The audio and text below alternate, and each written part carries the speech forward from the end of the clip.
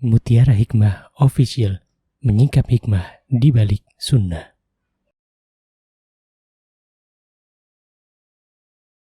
Salurkan donasi terbaik Anda untuk mendukung dakwah Mutiara Hikmah Official.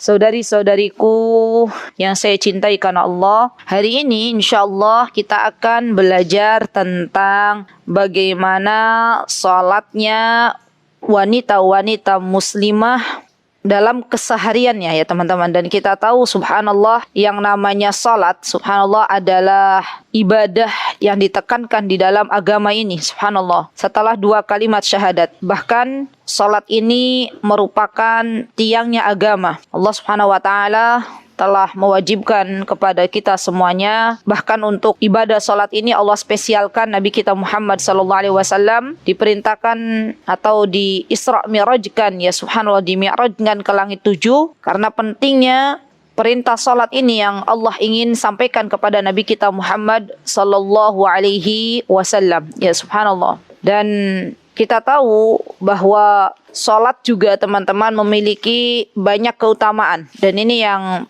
paling penting untuk kita ketahui bersama, karena biasanya sesuatu itu kita akan termotivasi untuk lebih giat ketika kita tahu keutamaannya. Nah, di antaranya subhanallah, salat ini teman-teman bisa menjadi pelebur dosa-dosa kita, subhanallah. Dan saya yakin tidak ada satupun dari kita yang hadir saat ini yang tidak melakukan dosa. Bahkan mungkin dosa saya lebih banyak daripada dosanya teman-teman semuanya. Maka ada di antara cara yang Rasulullah SAW tunjukkan kepada kita agar Allah Subhanahu wa ta'ala mengampuni dosa-dosa kita. Apa kata Rasulullah SAW? Kata beliau, as-salawatul khams wal jumu'ah ilal jumu'ah wa ramadan ila ramadan mukaffiratun lima bainahun majtunibatil kabair. Kata Rasulullah SAW, salat 5 waktu teman-teman, puasa Ramadan ya Jumat ke Jumat, maka amalan-amalan tersebut itu bisa menjadi pelebur-pelebur dosa. Jadi pelebur dosa itu ternyata diantaranya juga ketika kita melaksanakan ibadah salat, yaitu pelebur dosa. Dan juga ada ya pelebur dosa itu misalnya sakit gitu kan ya. Sakit juga sama, sakit juga bisa meleburkan dosa-dosa hamba Allah Subhanahu wa ta'ala ya. Dan Rasulullah SAW memberikan sebuah perumpamaan yang sangat indah teman-teman berkaitan dengan salat ini. Kata beliau bertanya kepada para sahabatnya, wahai sahabatku, kata beliau ya, menurut kalian bagaimana ya, seandainya ada sungai di pintu salah seorang dari kalian. Jadi Rasulullah ini Masya Allah dekat dengan sahabat-sahabat beliau radhiyallahu anhum jami'an. Maka beliau menanyakan kepada para sahabatnya, kalau misalnya nih di pintu salah satu rumah kalian itu di depannya ada sungai, kemudian kalian mandi dari sungai itu setiap hari sebanyak 5 kali, apakah masih ada kotoran yang tersisa di tubuh kalian? Kata Rasulullah SAW. Maka para sahabat pun menjawab, ya tidak tersisa.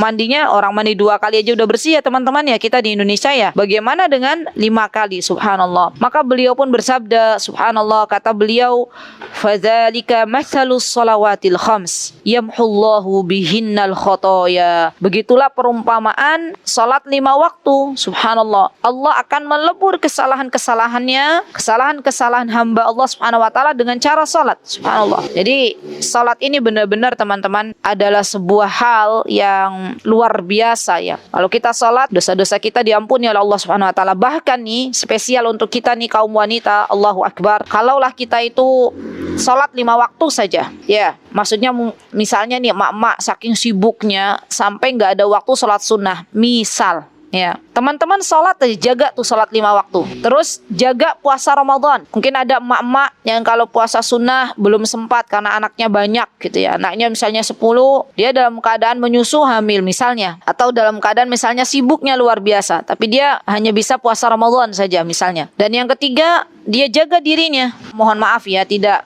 menjadi pelakor, perebut suami orang, perebut laki orang, tidak selingkuh, tidak berzina, dia benar-benar jaga dirinya baik-baik. Kemudian yang keempat, apa kata Rasulullah SAW? Ketika seorang wanita itu dia mentaati suaminya, wa ta'at ba'laha. Subhanallah. Maka kalau kita nih teman-teman sebagai muslimah sudah memenuhi 4 kriteria ini, salat wajibnya dijaga, puasa Ramadannya dijaga, menjaga diri baik-baik, ya, kemudian taat ke suami kita, maka besok kita akan dimasukkan oleh Allah Subhanahu wa taala ke dalam surganya dari pintu manapun yang kita kehendaki. Allahumma ja'alna minhun, Allahumma ja'alna minhun, Allahumma ja'alna minhun ya Rabb. Jadikanlah kita semua yang hadir ke dalam golongan wanita-wanita muslimah yang kelak Engkau akan berkata kepada kami, orang-orang yang masuk ke dalam surga sekehendak pintu mana yang kami kehendaki. Subhanallah, Allahu Akbar, Allahu Akbar. Jadi subhanallah, salat itu luar biasa ya teman-teman. Dan subhanallah, kewajiban salat juga Allah Subhanahu wa taala telah tegaskan banyak di dalam ayat-ayat Al-Qur'an. Di antaranya ada dalam surah Al-Baqarah. Apa kata Allah Subhanahu wa taala? Wa aqimus shalah.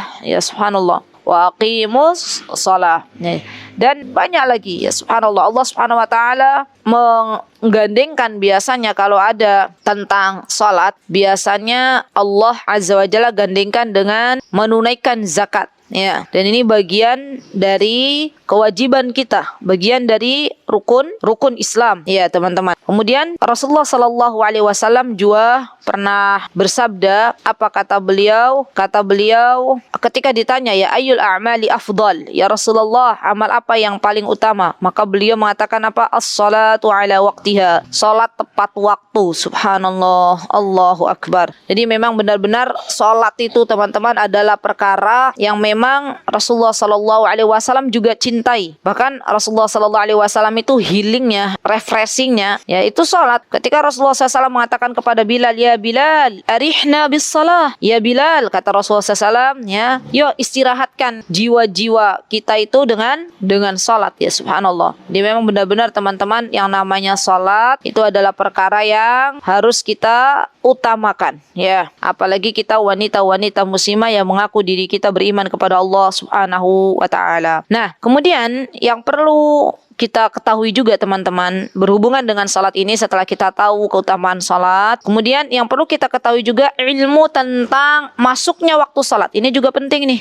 Ya, karena bagi muslimah terkadang kita salat tapi kita nggak tahu kapan waktunya gitu ya, apakah sudah masuk atau belum. Dan ini perlu kita pelajari ya, ada waktu-waktu yang memang dibolehkan untuk sholat, ada waktu-waktu yang dilarang untuk sholat ya. Dan secara singkat saja, waktu-waktu sholat itu sebenarnya mudah untuk dihafalkan teman-teman, mudah untuk dipelajari ya. Dan kita bayangkan suatu hari misalnya keadaan dunia itu sudah nggak ada listrik, atau mungkin teman-teman sedang safar di mana gitu ya, di sebuah hutan di mana nggak terdengar adzan, ya bisa mengira-ngira ini sudah masuk waktu sholat belum ya. Biasanya kalau waktu duhur itu teman-teman ya, dimulai dari ketika matahari condong ke sebelah barat, atau bahasa Arabnya itu zawal ya. Jadi ini sudah masuk waktu duhur. Dan setelah matahari condong ke sebelah barat sampai bayangan benda itu sama tinggi ya, coba teman-teman nanti ambil benda, kemudian setelah itu kalau bayangannya sama tinggi dengan benda aslinya, berarti sudah masuk waktu asar ya. Jadi awalnya kalau duhur itu masuk pertama kalinya ketika matahari condong ke sebelah barat. Sampai kapan waktu akhirnya? Sampai bayangan benda itu sama tinggi dengan benda aslinya. Boleh kok teman-teman, waktu liburan ini digunakan untuk belajar bareng dengan ananda, keluar gitu, misalnya pas waktu duhur atau pas menjelang asar.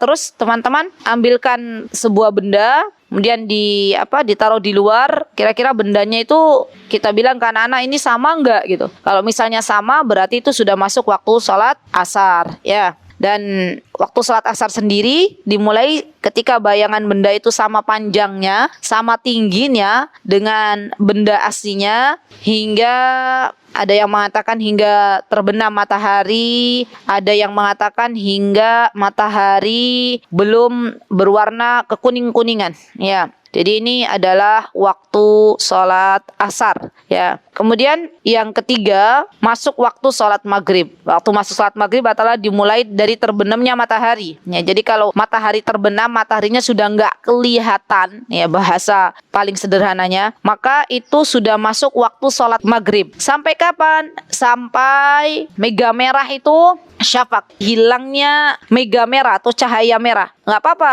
kita lihat, kalau misalnya teman-teman di di rumah itu ada tanah kosong atau mungkin teman-teman rumahnya lantai 2 misalnya, maka tunjukkan ke anak-anak, lihat nak, kalau waktu maghrib tuh atau pas teman-teman lagi di perjalanan misalnya, biasanya ada mega merah gitu loh, ada awannya kayak cahaya merah gitu. Nah, nanti kalau masih ada itu berarti masuk waktu sholat maghrib. Kalau sudah tidak ada berarti masuk sholat isya. Jadi kalau misalnya cahayanya atau mega merahnya sudah tidak ada, berarti itu sudah habis waktu maghribnya, masuk waktu isya. Nah, ini yang mohon untuk difokuskan, diperhatikan. Sampai kapan batas akhir waktu sholat isya? Nih teman-teman, ya, karena ini penting banget gitu ya. Ternyata batas waktu sholat isya itu teman-teman sampai pertengahan malam saja, bukan sampai terbitnya fajar atau bukan sampai masuknya waktu sholat subuh. Ya kalau dulu waktu saya masih di madrasah ibtidaiyah gitu ya, zaman dulu kala, jadi pagi itu SD, terus nanti siangnya itu masuk ke madrasah ibtidaiyah kalau di kampung saya. Itu dulu saya masih ingat betul waktu belajar masalah sholat, ya sholat isya waktu terakhir habisnya itu ketika masuk sholat subuh gitu ya. Jadi mungkin jam 3:30 itu masih bisa sholat isya. Padahal sebenarnya sholat isya itu habis waktunya di pertengahan malam. Dan pertengahan malam kalau dihitung sekarang nih teman-teman, maka jam 11 malam sudah di pertengahan malam. Ya, kemarin ada juga waktu kajian offline di Yogyakarta, ada yang bertanya, Ustazah, kalau misalnya kita itu kan, kata beliau, saya pernah mendengar ada sebuah hadis yang membolehkan untuk mengakhirkan sholat isya gitu ya. Itu bagaimana? Betul, Rasulullah SAW, beliau pernah bersabda, apa kata beliau? Innahu la waqtuha laula an asyqa ala ummati. Kata beliau, sekaranglah waktunya sholat isya ketika beliau itu keluar gitu ya. Dan beliau waktu itu keluarnya itu isya nggak langsung gitu loh, saat isya terus menunggu dulu beliau, kemudian beliau baru sholat. Tapi nih teman-teman, tapi ada juga hadis lain yang Rasulullah SAW itu memberikan kepada kita pesan bahwa kalaulah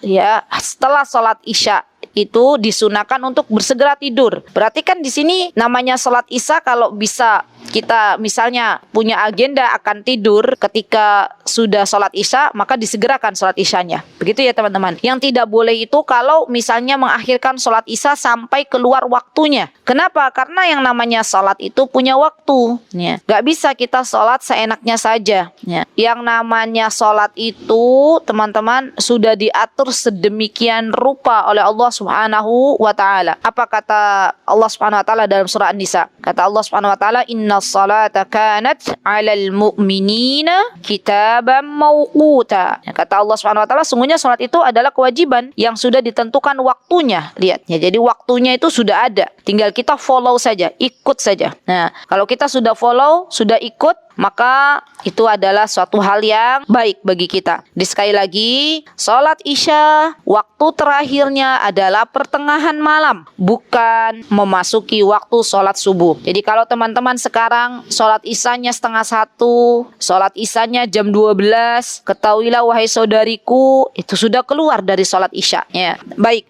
Kemudian yang terakhir adalah waktu sholat subuh. Kapan waktu sholat subuh? Allah Subhanahu wa ta'ala telah tetapkan di antaranya waktu sholat subuh adalah ketika terbit fajar. Fajarnya fajar shadiq ya, karena fajar itu ada dua, ada fajar kadhib, ada fajar shadiq. Dan yang dimaksud dengan masuknya waktu sholat subuh di sini adalah fajar shadiq sampai terbitnya matahari. Sampai terbitnya matahari. Kalau sudah matahari terbit, kemudian mohon maaf teman-teman baru bangun ya, sholat, maka sholatnya sudah di luar waktu ya. Sudah bukan lagi masuk waktu sholat subuh, tapi mungkin sudah masuk waktu duha gitu ya. Subhanallah, ini hati-hati ya. Ibu-ibu juga yang pada punya anak-anak yang sudah balik gitu ya, itu harus perhatikan ya, kewajiban kita yang ada di rumah membangunkan anak-anak kita untuk sholat subuh ya. Jangan karena alih-alih kita sayang kepada mereka, kasihan gitu, mereka semalam ngerjain PR misalnya ya, terus kita nggak bangunkan anak-anak 6:30, padahal itu sudah terbit matahari, maka kita akan ditanya oleh Allah Subhanahu wa ta'ala kelak di akhirat ya. Baik, nah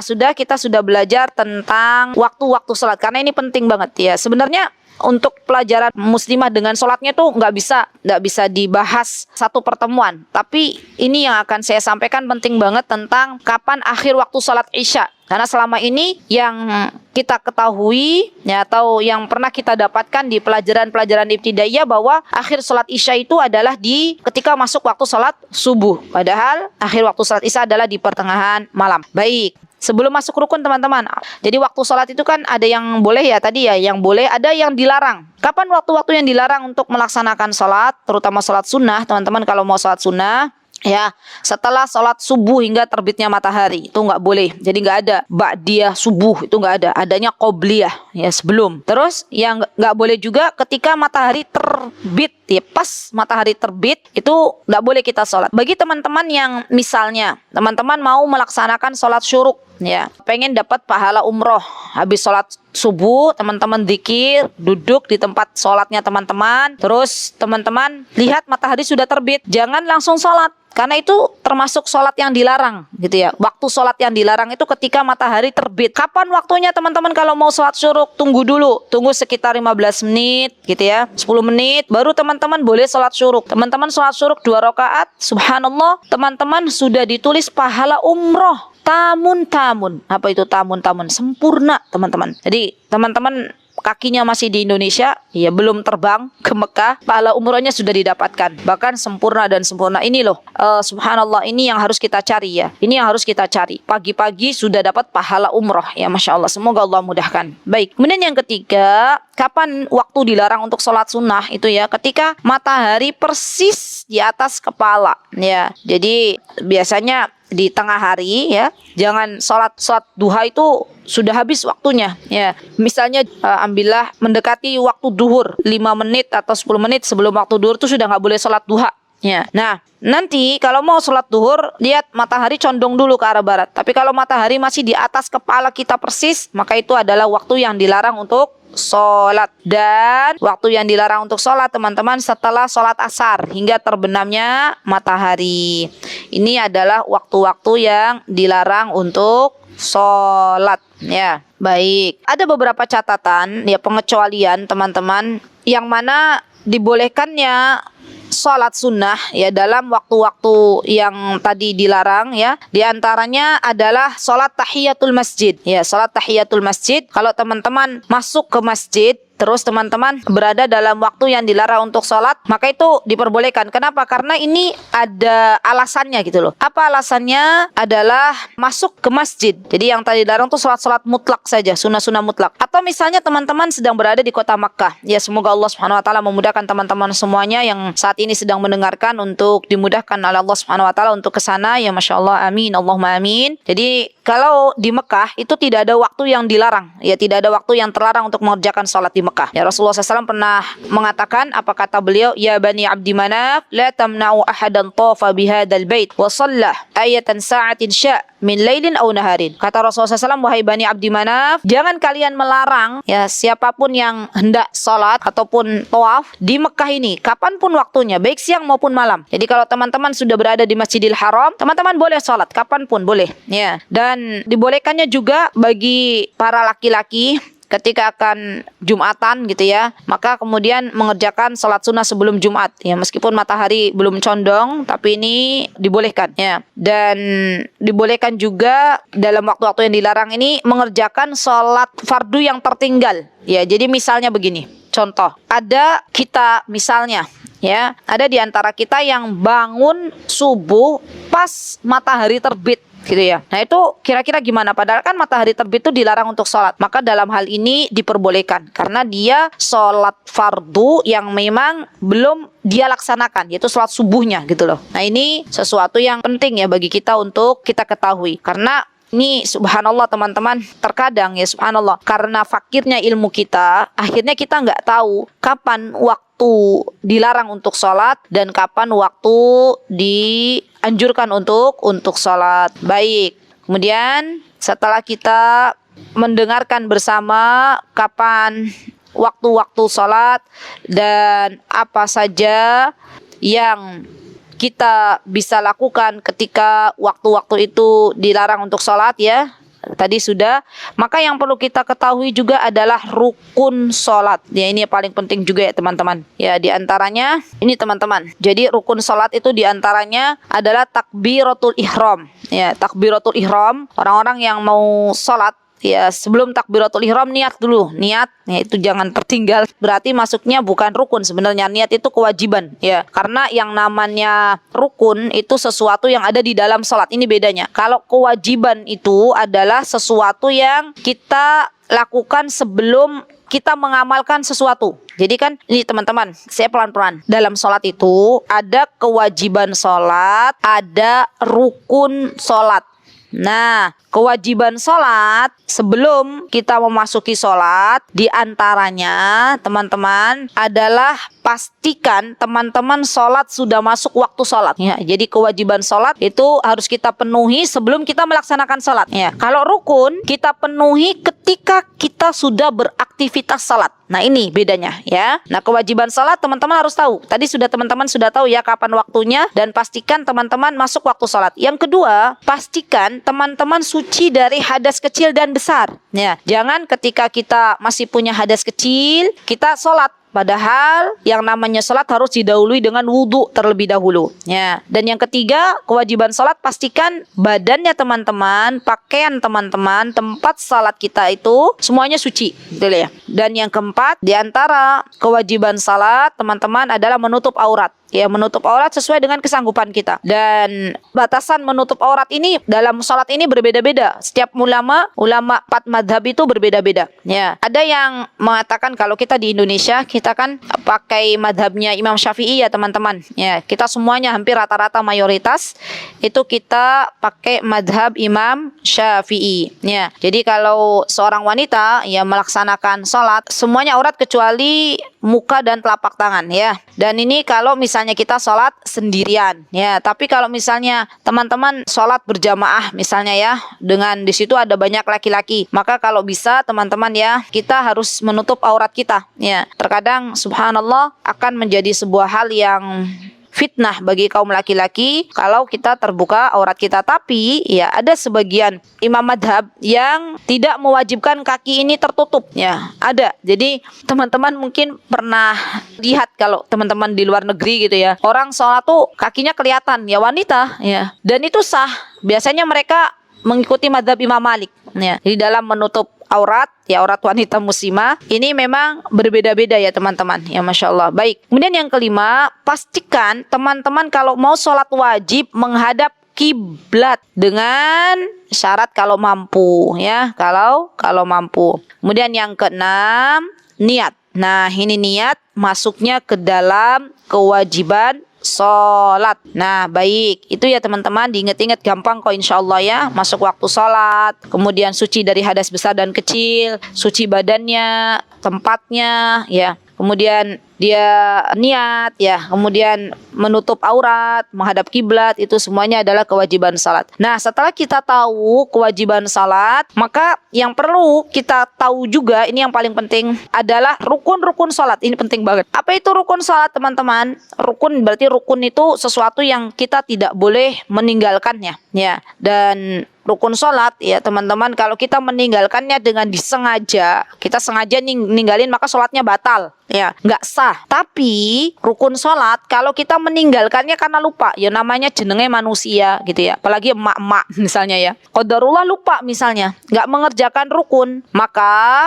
ya kalau kita tidak mengerjakan rukun sholat, maka rukun sholat itu diganti ya, rukun yang ia tinggalkan, dan ia pun harus sujud sahwi ya. Baik, yang pertama teman-teman yang perlu kita ketahui dari rukun sholat ini adalah takbiratul ihram. Jadi orang kalau mau sholat dia harus takbiratul ihram dulu ya. Yang kedua, berdiri ya, jadi ketika sholat fardu itu berdiri bagi yang mampu. Kalau misalnya mohon maaf ya teman-teman bisa berdiri tapi males, misalnya kayaknya males, dia capek gitu ya, padahal itu sholat fardu ya, bisa berdiri tapi nggak mau karena malas, itu nggak boleh. Tapi kalau memang misalnya ya sakit nggak bisa berdiri, maka boleh sholat duduk ya teman-teman. Jadi ini pastikan kalau kita sehat walafiat, jangan sholat wajib duduk ya, karena rukun termasuk dalam sholat itu berdiri bagi yang mampu. Yang ketiga adalah teman-teman membaca surah Al-Fatihah ya pada setiap rakaat, dan ini termasuk dari rukun sholat ya.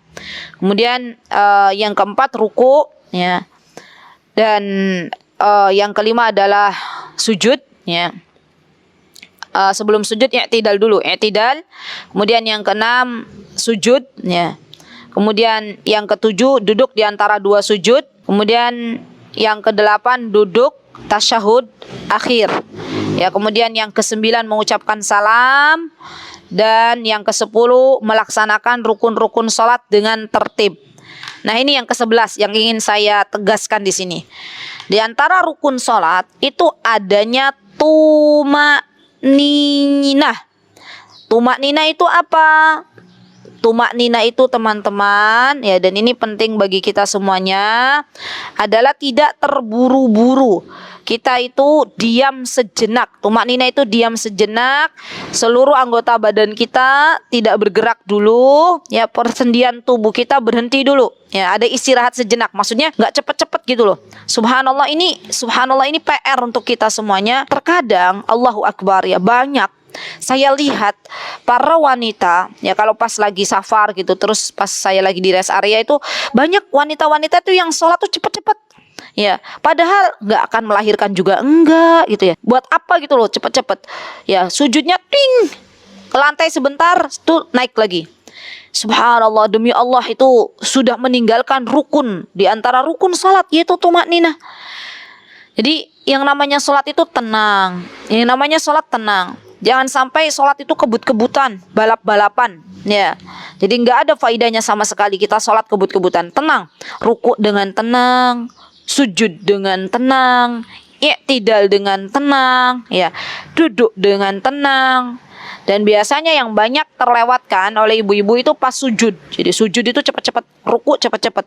Padahal jelas teman-teman, tumakninah di sini adalah rukun sholat. Ya, itu dulu yang ingin saya sampaikan berhubungan dengan perkara sholat. Kalau untuk sunnah-sunnah nanti ya, insya Allah itu dulu yang menjadi penekanan ya untuk kita sholat. Baik, kita lanjutkan di kitab Umdatul Mar'ah ya, tadi baru pendahuluan ya. Apa kata Syekh Dr. Adil Hasan? Kata beliau, an Abdillahi radhiyallahu anhu, hadis ke-32, hadis Nabi sallallahu alaihi wasallam qala. Dari Rasulullah SAW beliau bersabda, salatul mar'ati fi baitiha afdalu min salatiha fi hujratiha, wa salatuha fi makhda'iha afdalu min salatiha fi baitiha. Kata beliau, kata Rasulullah SAW, sholatnya seorang wanita, teman-teman, subhanallah, di kamar khususnya, maksudnya wanita kalau punya kamar, kamarnya lebih kecil ruangannya, itu lebih baik daripada di ruang tamunya. Jadi sholatnya wanita di tempat yang terpencil dari dalam rumahnya,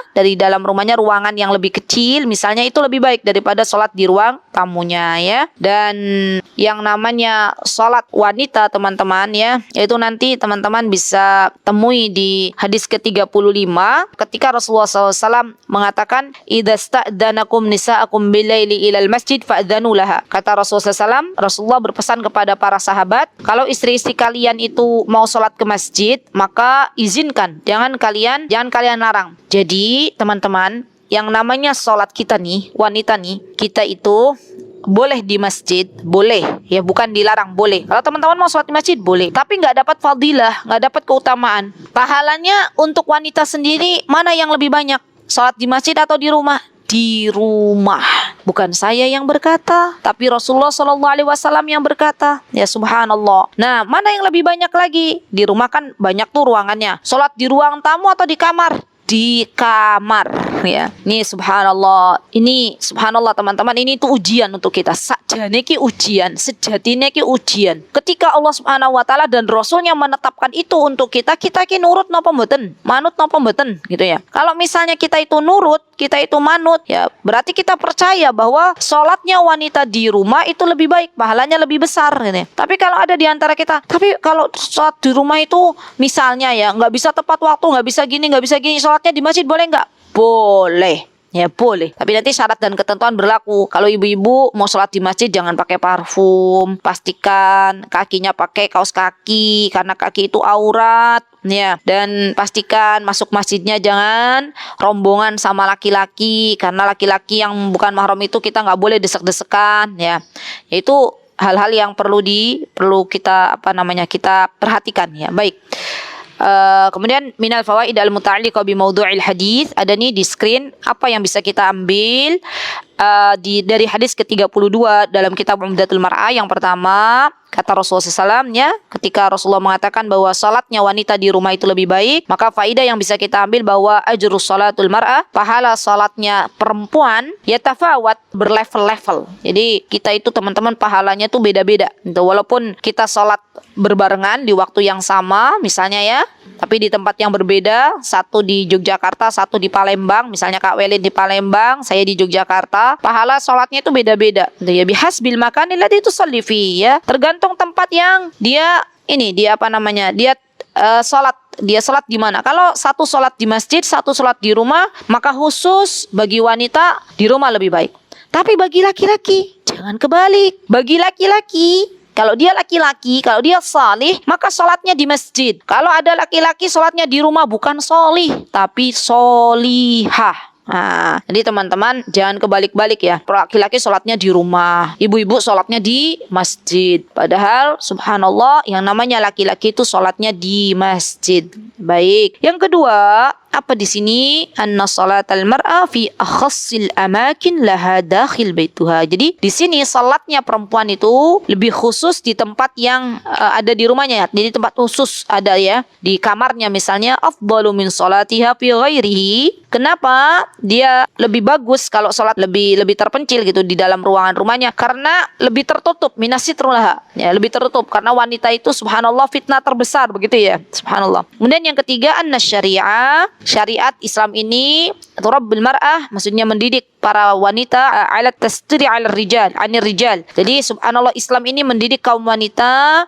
untuk tidak bermudah-mudahan terlihat oleh kaum laki-laki gitu ya. Qadrul imkan, semampunya. Walau kana dzalika fi ada'i ibadatin minal ibadat, sampai-sampai walaupun itu dalam melaksanakan ibadah. Subhanallah. Apalagi kalau nggak melaksanakan ibadah harusnya lebih menutup diri terhadap laki-laki asing ya teman-teman. Subhanallah. Baik. Nah, ini dia nih. Yang ke-33 tentang shaf wanita. Apa di sini? Kata Abu Hurairah radhiyallahu anhu, an Abi Hurairah radhiyallahu anhu qala Rasulullah sallallahu alaihi wasallam ya, khairu sufufir rijal awwaluha. Ya, kata beliau, sebaik-baik safnya laki-laki itu adalah di depan. Ya subhanallah. Ini loh teman-teman, yang dicari itu kalau kita ada anak-anak ya, ada bapak-bapak, itu kita ajak mereka, kita rayu mereka, ayo cepetan sholat biar dapat shaf terdepan, kita dapat pahalanya. Jadi kalau kita menyuruh misalnya atau kita berpesan kepada suami kita untuk dapat sholat di depan gitu ya, Masya Allah, maka kita pun dapat pahalanya ya. Kemudian di sini apa kata Rasulullah SAW? Wa syarruha akhiruha, dan yang paling jelek ya untuk shafnya laki-laki itu di mana? Di belakang. Nah, ini kebalikannya ya teman-teman. Kebalikannya kalau perempuan misalnya dia sholatnya bersama laki-laki, maka wa khairu sufufin nisa akhiruha. Ya, maka shafnya perempuan ketika dia salat, shafnya wanita muslimah kalau dia salat berjamaah, maka dia yang paling baik ada di belakang ya. Dan kalau misalnya ya wasyarruha awwaluha, dan yang paling buruk adalah di depan. Di bagi wanita teman-teman ya, ini ada sebenarnya ada soft-softnya gitu ya. Nah, kalau misalnya pembagiannya begini. Kalau wanita ini misalnya teman-teman menjadi imam bagi wanita lainnya, misalnya contoh teman-teman sholat di rumah ya, misal sama ibu, sama anak-anak perempuan, sama bule misalnya, dan teman-teman jadi imam ya, maka safnya wanita teman-teman itu sejajar ya, sejajar. Jadi nanti imamnya wanita tuh berdiri di tengah-tengah saf ya. Jadi kalau misalnya jumlah wanitanya itu ada 5 ya, berarti sejajar di saf pertama semua. Ini kalau semuanya wanita di rumah misalnya. Nah, yang jadi imam yang mana? Yang di tengah ya. Saya ingat banget dulu tuh teman-teman, waktu saya berada di masih kecil gitu ya, namanya zaman dulu kala ya. Itu kalau sholat ya, sholat itu wanita nih, maka yang jadi imam di depan ya, makmumnya di mana? Di belakang. Jadi kayak kita kalau lagi sholat sama laki-laki itu seperti itu posisinya. Padahal ternyata ya, yang namanya shaf wanita, kalau dia sholatnya bareng sesama wanita, maka sejajar. Sejajar. Imamnya berada di mana? Di tengah-tengah. Ingat ya teman-teman, ya subhanallah, mungkin ini belum banyak yang tahu gitu ya para wanita-wanita muslimah ya, karena subhanallah pentingnya ilmu ya, subhanallah ini sampai kita itu harus tahu. Karena apa? Karena kalau kita nggak tahu, dikiranya yang benar itu asing gitu ya. Kan subhanallah, kita kan banyaknya kalau di Indonesia ya, mohon maaf, itu kan kalau misalnya ada wanita sama wanita sholat, nah wanitanya itu sholatnya kalau imam itu di mana? Di depan kan ya, terus makmumnya pada di belakang ya. Padahal kalau semuanya tahu tentang ilmunya, maka wanitanya ada di tengah-tengah ya. Dan ini adalah shaf wanita dengan wanita. Kalau misalnya ada wanita menjadi makmum bagi laki-laki, contoh misalnya teman-teman sholat di masjid ya, teman-teman sholat di masjid, terus teman-teman jadi makmum, imamnya laki-laki, maka berada di mana teman-teman? Berdiri di belakang imam, bukan bareng sama imam, apalagi berada di depan imam. Wah, itu nggak boleh ya. Jadi di belakang imam, yang berdirinya di belakang, bukan di samping atau di depannya. Kemudian yang ketiga teman-teman, kalau wanita ini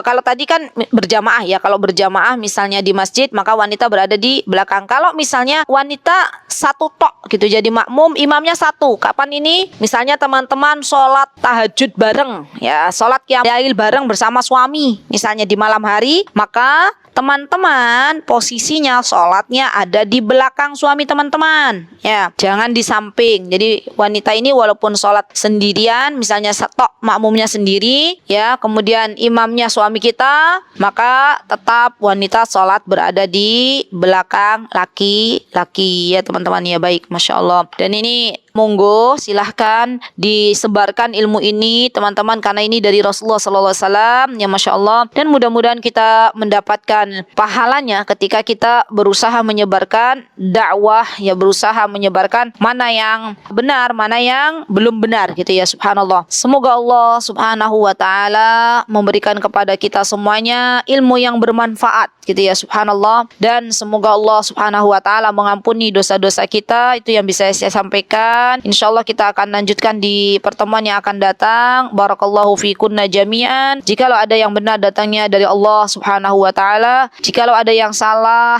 baik dari tutur kata ataupun yang lainnya dari saya pribadi, saya memohon maaf yang sebesar-besarnya. Tidaklah saya sampaikan ini teman-teman kecuali saya sayang kepada teman-teman ya. Dan kita tutup ya dengan sebuah penutupan, yaitu wa akhiru da'wana alhamdulillahi rabbil alamin. Assalamualaikum warahmatullahi wabarakatuh. Mutiara Hikmah Official, menyingkap hikmah di balik sunnah.